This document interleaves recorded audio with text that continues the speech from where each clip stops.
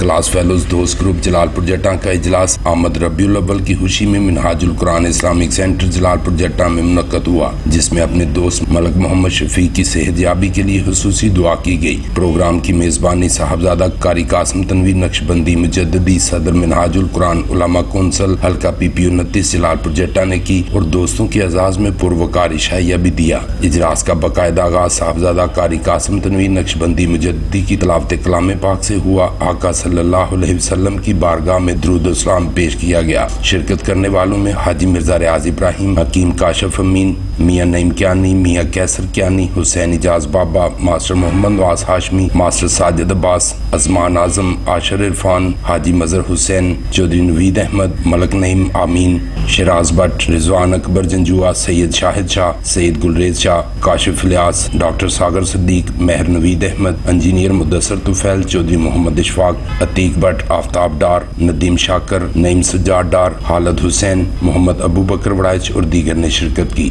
Print Shahid भुट्टा, BB1 news Jalalpur जट्टा।